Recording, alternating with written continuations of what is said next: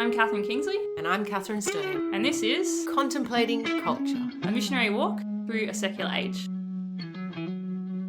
Together we journey through A Secular Age by Charles Taylor, a book looking at the history and philosophy of how the world got where it is, and the impacts of our contemporary culture for us today as missionaries. And we're inviting you to join the conversation.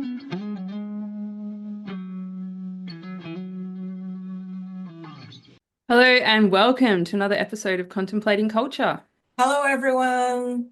So I'm actually really excited about today. It's quite interesting, I think, what we'll get into today. So we're still in that chapter of looking at the impersonal order, and it's really looking at who do we think God is, and we're not even up to really yet what that means for us, but we're starting today to ask some of those questions of if this is what we think about God and the world that he's created, and what does it really mean for us? So Taylor talks about, we're running through today kind of 6 tension points that he talks about. They're kind of different ways that the Enlightenment thinkers have picked up classical thought, like the Greeks, and the tension points where that has for the, I guess, Christian story. That's right. I want to call it, sorry, Taylor, I know that you're the philosopher and I'm just the discusser, but I want to call them points of distinction, where like Christianity departs from pure classical thought and the Enlightenment maybe doesn't pick up. And I'm really excited as well today because Kat's going to be doing a lot of the talking. It's one of the gifts of Kat having read the book now is that she can do some of the explaining as well along the way. So let's get right into it, I reckon. This episode we kind of structured so that you can be reflecting along the way, because I think that some of this thought that's come through is still hanging around. And even as we were just talking through, I started to recognize some of that in my own thought. I was like, wow, I didn't realize, yeah, that maybe is still a point of tension for me. Like I know the full Christian story, but there's still points from like, oh, what do I think about that? So throughout, we're kind of going to present these 6 points of tension, 6 distinctions, as Kat would say. And then with each one, we kind of got a question for you to just reflect on to look at how does that sit in your own kind of story. So the first one we're looking at is the body. So we all have a body, we're bodily people. If we go into classical thinking, the classical Greek thinking, and look at someone like Plato or the thinkers that followed him, they see the human person in a very what we might call dualistic way, that we're body and we're soul or mind, and that those two things don't mesh together neatly, shall we say. And what they see is that the soul or the mind is the superior part and the body is the inferior part. And it's the mind or the soul that's going to come to ultimate fulfillment. And it's actually going to come to that fulfillment beyond the body. And in order to come to that fulfillment, it needs to rule the body and discipline the body in order that the body doesn't get in the way of its fulfillment. That's very body against soul, if you like, vision of things, antibody, we could almost call it. Judaism and Christianity actually have a completely different way of approaching things. It actually sits around the notion of the heart. So Judeo-Christian thought still has body and soul. We're human beings, we're made up of body and soul, but they sit together in a unity in a way that the classical philosophers might not have seen it. And that the body and soul are directed by the heart. So we can choose to direct our heart towards God, or we can choose to direct our hearts against God. And the direction of my heart is where my whole person moves. Yeah. So that's really abstract. Let's think about this in the concrete. And one of those tension points, if you like, for the Enlightenment thinkers was around Christianity and sexual abstinence. So if you're thinking sexual abstinence in terms of the Greek classical philosophy, you'd be thinking, well, troublesome desires of the body get in the way of the soul's ascent towards its fulfillment. So the best way to deal with that is to abstain from sex, and then you can have your body under control. Does that make sense? Yeah. Then Christian sexual abstinence has a completely different approach. It's not a rejection of the body or its desires, but it's actually a part of orienting the heart towards God, an expression of belonging to Him alone. So when a Christian consecrated woman like you or I, KK, Yeah. chooses to make a vow of celibacy, it's not about I'm taking this on in order to control my body because my sexual desires are like a threat to my soul going to heaven one day. It's actually about us saying, I love God and I want to express my love for God in a holistic way that says I belong to Him alone, like a woman belongs or commits herself to her husband alone. So I'm going to choose not to express my sexuality in a physical way. And you can still, you probably get this too, like there's still that question in the worldly way of thinking of, so like, did you ever want kids? Like, are you ever attracted to someone? There's this wondering of what does that vow mean in terms of your body? And I think really important if you're going to live the vow well to really understand how your body fits in it. It's like, well, no, every month my body is telling me that I want kids, like that's what I'm wired for, and I'm not rejecting that, and I actually can give delight in that my body's working well and it's reminding me that I am a woman and that I am made for life. Like all of that is integrated, right? But as you said, with my heart, I've made a choice that directs my body and my will, which is like I get to choose. It's not my mind so much as separate from my body rejecting it, but I've decided with my heart to direct my body and my mind towards the one who I love. Yeah, it's not about control, it's about self-gift. Yes. And I guess we see, so like we've got on the one side the classical thought, which is that the body is subordinate and eventually it's to be escaped, that the thing that really we end up with is that mind, that intellect at the end. And then you've got the Judeo-Christian notion of the heart as center. And then in the Christian understanding, you have the resurrection of the body. Which is a tenet of creed. And so it's this, actually the body is not to be escaped, but the body is part of who you are, and you can't be who you are without your bodily existence. That's part of who you are now. And that exactly we believe that that bodily form, in whatever form it takes, but it's going to be bodily. When we're in the fullness of God, whatever that means, it's includes the body. It's an amazing thought, isn't it? And so I guess our first question for reflection then, for you to think about is like in your understanding of things, is the body part of the highest good or a hindrance to it? And it's just worth reflecting on, I think. So Mm. then we move to our second point that we're looking at today, and this is around the ultimate end. What does that mean? What happens there? What's taken up into it? And so we sort of almost referenced that already in talking about the body and being part of our fulfillment. So if we go back to the classics, to Plato and to those who followed him, the idea that sits in them is that there's a soul, which is the important part, will ultimately ascend to a timeless condition that's outside of history. That this is where we're aiming for eternity. Christianity, well, in a way, you could think, yeah, that sounds like what we're doing. That's what we mean by heaven, isn't it? But actually, if you think a bit more about Christianity and our beliefs, we have a God who is Alpha and Omega, the beginning and the end.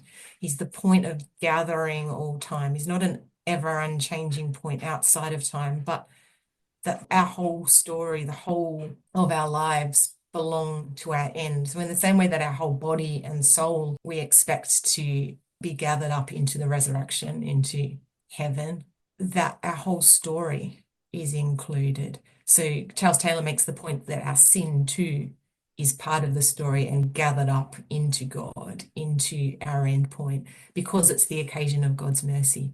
That the reason that we have the stories of the saints is the story of the saint is as significant as the person and the saintly figure that they became at the end. St. Augustine is not St. Augustine without his whole story of, stealing pears and running away from his mother and living with a concubine and having a son and so on. That's all part of who he is, and God gathers up the whole of his story into eternity. I think maybe the distinction here is between the classical idea of perfection, where there's no spot, no stain, no mistakes, no failures, and the Christian idea of perfection, which maybe the word we can't use because it gives us too much of a classical idea, that what we're being swept up into is, let's take the scriptural term of the fullness of God.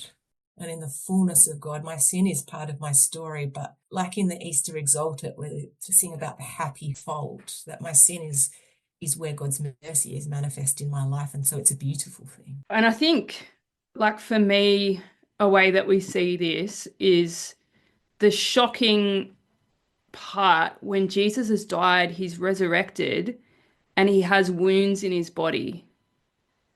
And he's actually always going to carry in his body the wounds of his life, that it's not an incidental thing, the story that Jesus has been through, that actually it's key. What happens in our lives is what's taken up then into the end. And maybe we wish, as you're saying, with that classical thought, that it would all just be perfect, but actually part of the fullness is everything that has been part of our story.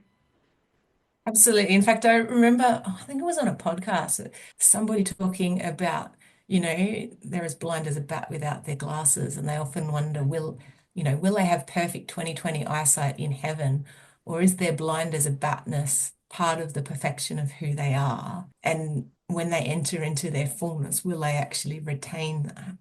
There's an interesting question to hold on to. And all these questions we'll put in the show notes so you can take them away and have a reflection time with them if you like. But the question here is the whole story of the ups and downs important in the end, or is it just where you end up? And I guess it's like, well, are we just trying to get over the finish line, or is everything that happened before the finish line actually part of what comes with us? This leads really nicely, I think, into point three. Here we're talking about, well, when we're in that, like when we've crossed the finish line, when we're in that space of eternity, the outside of timeness, does it matter that we're there, or is who we are part of what comes? And so this sense of like, is the individual retained in that space? Interestingly, and I don't think people focus on this much or enough, but the Greeks, and not just Plato, they surrender individuality when they reach the eternal. That the individual ceases to matter, it gets absorbed into the form or whatever it is. It reminds me a bit of my understanding of Buddhism, really, that you cease to be as an individual, like a drop of the water that gets absorbed into the ocean of eternity, really. Christianity does not. Christianity clearly gives a significance. We just already referred to it, really. If my story is important, then I'm important. My story is as unique as I am. I, as an individual, am part of the fullness of eternity, an individual, unique part. And it makes sense, really, when you think about the fact that we believe in a God who is Trinity, three persons in one God. If we're entering in ultimately into relationship with a God who chose to make a whole bunch of unique individuals and draw them into relationship, that the individual matters. And so, like in point two, I guess we're talking about the history of the person matters, like what happens in their story matters. But here we're saying part of the Christian story is that then the person who establishes their identity through this story also matters, is also taken up in the end. And so it's not just like at the beginning you were created an individual person and that individual person is what's taken up in the end, but actually who you choose to become, the identity that unfolds in history. It's and we'll look at this. It's later on. It's not a in our next point. It's not a predestination of that, little person, and what happens in this story doesn't matter, but actually the story matters, and so does the person, the unique identity that unfolds. And I've definitely encountered that in my own life. I think that just the wonder of discovering who I am over time, the good, the bad, the ugly, all of it, but that time allows my individuality to come to the surface. And I get to, in a lot of ways, interact with that in time, who I am, and that's actually important and that matters to God. It matters to the world. who I am. I'm not insignificant as much as I'm just one among many. I also am a unique one. And we were talking before, and you were saying there's something in that, seeing the persons of the Trinity as unique persons helps us to grasp that sense of our unique individuality being caught up into relationship with God without losing that uniqueness. Yeah, I just think, like when I started to discover the persons of the Trinity as unique persons, I kind of felt ripped off in how I'd been offered the package of God. And I can definitely see how this line of thought has, yeah, kind of like whittled down, I guess, who God is, that God is this impersonal kind of being outside of time that you do stuff for, but you can't really interact with, like all of that kind of thing. But actually, God is three unique persons, and in the fullness of God, none of that individuality is lost, which is just amazing. And if we really understand that that's who God is, these three individual persons with unique personhood, with unique individuality amongst the three of them, despite the unity, that then gives us an idea of who we are now. We're a unique person called into a unity, but also where we're headed, where when we enter into God, we're not going to lose our individuality. And in fact, all of the different unique persons will bring out more more of us in a sense in the fullness that in the fullness who we are matters. So I guess our question for reflection here is like, is the individual retained in the end or lost in the gathering of eternity? Which brings us to point four, and I know you're really excited about this one, Kat. So we're talking about contingency, and what that means is the different things that happen in time, do they matter or not? As the story unfolds, is it important? And there've actually been like a lot of fights over the history of Christianity about this, even within Christianity. But I guess against that classical and particularly Stoic idea of, God as a creator who has this total plan that is pre-scripted, and I guess the other end of the spectrum, which is probably where the deists want to sit, of God as the author of creation who leaves us then free to make of what we want of what he's given us and made, that there's no script. Christianity has this beautiful image of God as God's providence as able to respond to whatever the universe, whatever human freedom throw up at him. Charles Taylor uses a really cool image of, the tennis player who can return any serve. I've heard other people use the analogy of, the pianist who can sit behind a child bashing on the piano and turn it into beautiful music. There's that real sense that St. Paul gives us, really, of all things work together for good for those who love the Lord, of God as able to take anything or everything of our lives, if we so choose, and use them to draw us to himself. I love that tennis analogy, right? Of that some of the things about a tennis rally that is so beautiful to watch is you're watching two unique persons. And so, like, you could have a 20 shot rally between Nadal and Federer. It would be a different 20-point rally between Nadal and Djokovic because they've got different styles. So, the way that it's not just that God returns the serve, but it's that he's responding to if we've done a drop shot, he's coming in and he's offering something back. That it's the shot that he offers us is not a pre-written shot, but it's going to be responsive to who we are and what we offer. And it's that kind of thing of like the shot that each is offering then shapes what comes. And God's always going to be God. He's always going to have his style, I guess, of how he offers, and we know that that's love and mercy. But the unique way that that's packaged, I guess, will be dependent on us as an individual. It's not a blanket. Absolutely. And I was thinking recently, to the extent that we talk about God as knowing everything and knowing what we're going to choose anyway. It's not like that pre-scripted idea that, we don't have a choice about these things. It actually sits with this idea that God holds all time. God is the gathered time, if you like. And so God if you like, is seeing it all happen at once. In God's being outside of time and holding the fullness of time. When I'm doing this, God's already seen all the repercussions of it as well as responded to it.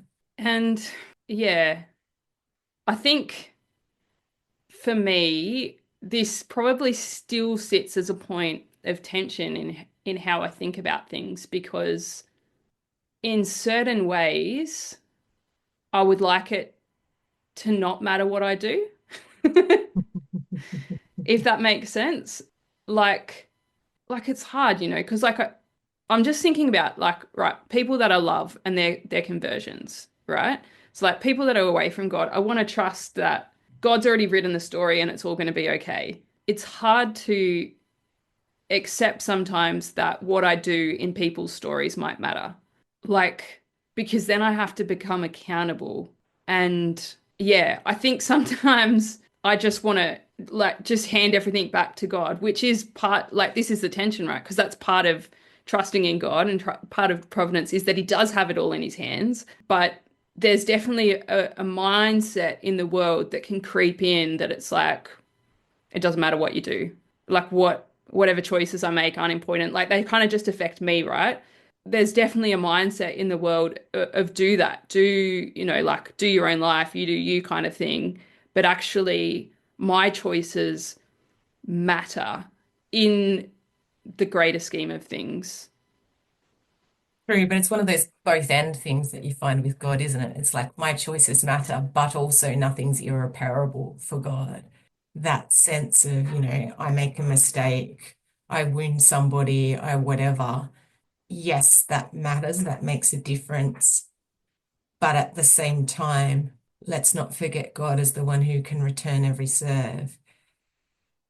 And so he is also at work in and through all these situations for all of us. And I guess one of my images of God that emerged over time is God as the great author. And I think you could take that, and I probably did at one point take it as, like he's written the story and I'm kind of responding to the story that's written as a character in that story. And I can trust that, no matter, like in a story, things are terrible, but it's okay because, I think that's very much where I found solace, that no matter how difficult the situation within the story seemed, I knew that God was above the story, and I was just at a moment in time in the story. I'm actually in the middle of writing a story at the moment, and one of the things that I love that I've discovered is I find writing a very co-creative kind of thing with God that I don't feel like I'm fully in control. And so I love writing a story and discovering. So in this current story I'm writing, someone that I wrote as just an incidental character, I got to this point, I was like, oh my goodness, they're now a main character in this story. I love getting to points where characters take on a life of their own, and then and I think it's that kind of thing, right? Like where there's the freedom for us as characters in the story, and then God takes our freedom. Like our freedom is so important. And so it's this whole question around, I guess, is it a pre-written story that God has, and we just fill our slots in that story? So I guess the question for reflection here is like, has God, do you live as though God's pre-written the story, or does it unfold uniquely as different events and choices are made? And so that brings us into point number 5, which could easily, I think, be point number 2, because it's kind of linked Mm. into that thing of the body. And here we're looking at emotions. Okay, so the Greeks, the classical philosophers, did not trust emotion, and in fact, they treated the emotions a bit like they treated the body. They were something that the mind, the soul, was to control. And in fact, if you think about or look at their vision of that ultimate fulfillment, it's a space of what they would call apatheia, which sounds to us like apathy, which sounds really quite dull and like I don't care about anything. But let's give it the best possible interpretation and equate it maybe with what Christian writers would talk about as holy indifference or detachment from emotions, where you're not being pushed around or moved overly by the emotions. And even that Um, word we take today from the Stoics of he was quite stoic. that, Yeah. everything that was happening around him, he was quite stoic, and that's seen as a virtue. It's that kind of thing. Yeah. Which actually then, like if you look at the history of the rise of Christianity, it makes it very hard for these people to connect with the vision of the cross. And if you read the first chapter of St. Paul's letter to the Corinthians, he talks about the cross as like folly for the Greeks, that it does not make sense to them because their vision of a God doesn't have a vision of a God who is moved, is emotional, is crying out with pain, is, sweating blood in the Garden of Gethsemane. This is not something that they can understand or identify with in their ways of thinking about perfection. Christianity, on the other hand, believes in a God, as I just said, who who comes to earth and experiences human emotion and experiences the fullness of human emotion. Who'll forget the image of Jesus in the Garden of Gethsemane praying to the Father that this cup might pass by, or crying out on the cross, my God, why have you abandoned me? Talking about being thirsty. These are not the actions of a perfect apatheia Greek conception of God. But it says that we as Christians have a completely different approach to the emotions, that they're not neither good nor bad, but they find their proper place within that unity of body and soul when the heart is directed towards God. The emotions have their proper place in the love of God. That I can be afraid and choose, despite my fear, to trust God like Jesus did in the Garden of Gethsemane. And this is, I reckon, still in the realm of attention for me because I know, as I was saying, right, I have this image of God the author, God who knows the story, as you say, because he's outside of time. He can see it all and he's responding within time, but he knows outside of time. And so then we get to like say the story of Jesus coming to the tomb of Lazarus.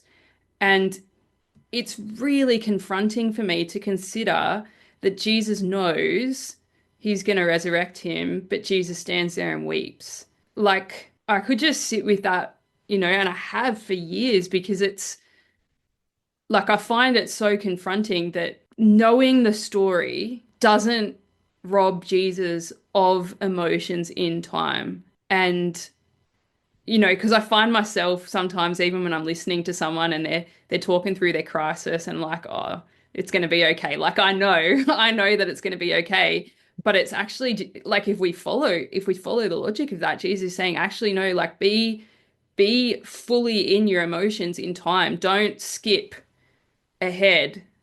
That emotions are fully part of the human experience in the here and now. And yeah, I just find it amazing and confronting at the same time.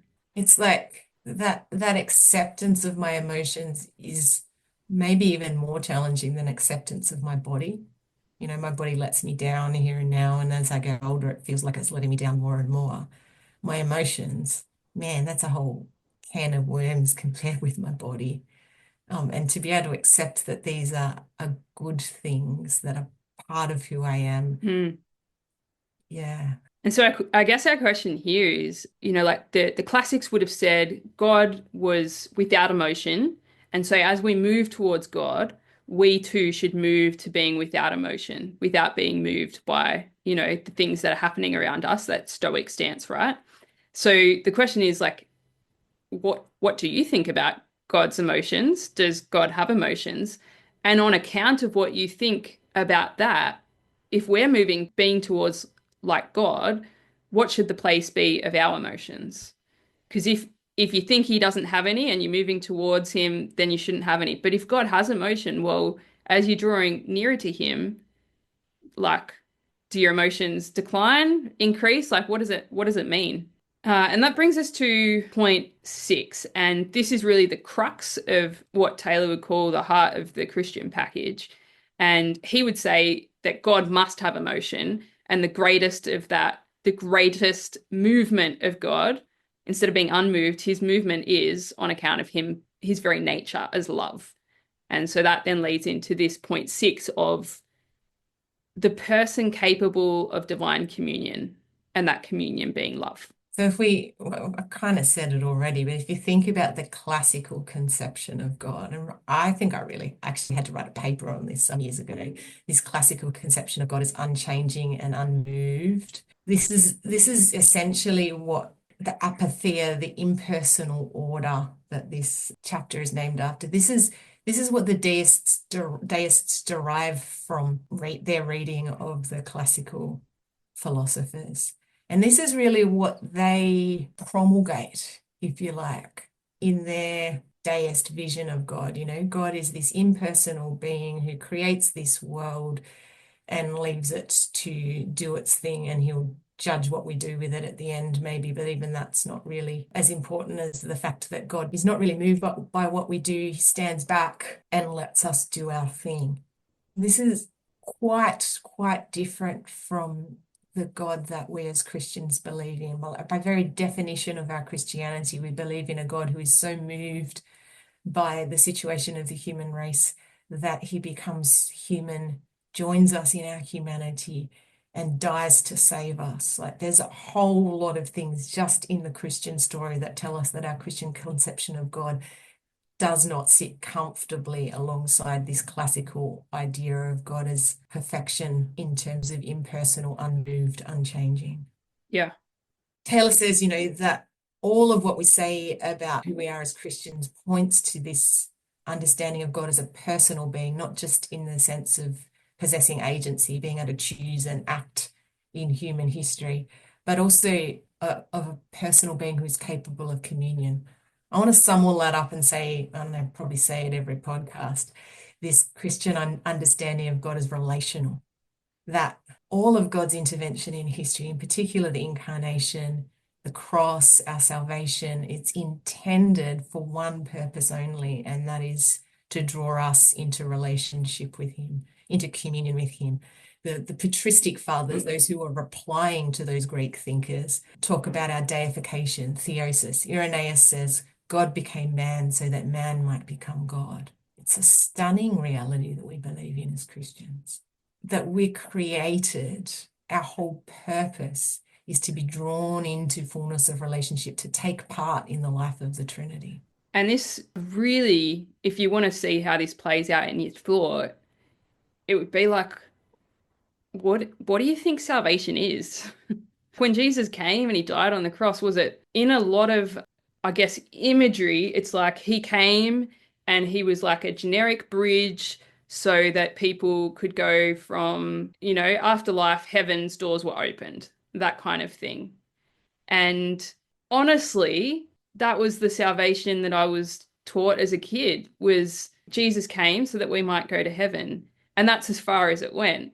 And I can't remember if I told this story before, but I know you know it, Kat. Like as a kid, my question was then, well, it's like, but why would I want to go to heaven? Like I didn't understand what was so good about it. And, I had that conversation with my mum of like, well, why do you want to go to heaven, mum? Oh, because Jesus will be there and I love him. And I'm like, well, that doesn't really excite me much because I don't love Jesus. So I'm going to be bored for all eternity in this place, right? Heaven was very much a place where I would be and there would be other beings there. And the only good thing about being there was if you loved Jesus. And so that started, my very first prayer as a very young kid was like, Jesus, I want to love you, but I don't, because I knew I was destined for this place.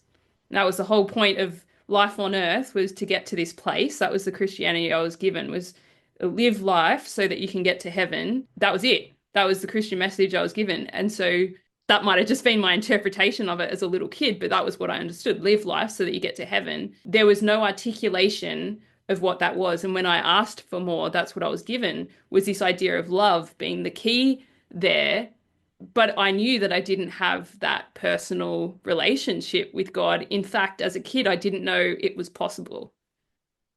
It's funny, isn't it? It's hard because, trying to describe some of these realities to children, we find it hard enough to find the words to describe them to adults on a podcast. But like, it's one thing to tell a kid that, granddad died and went to heaven. And, he's up there eating ice cream and having a great old time with Spot, the dog who died last year. But if we're never given anything more than that, I can actually understand the deists kind of going, well, if that's all that Christianity is about, you're deluding yourselves and let's throw it out yesterday. That I think the challenge for Christianity is to remember that little minds grow into big minds, and even a little mind in a KK isn't satisfied with that notion of heaven, and that we need to find better words to describe what we're talking about.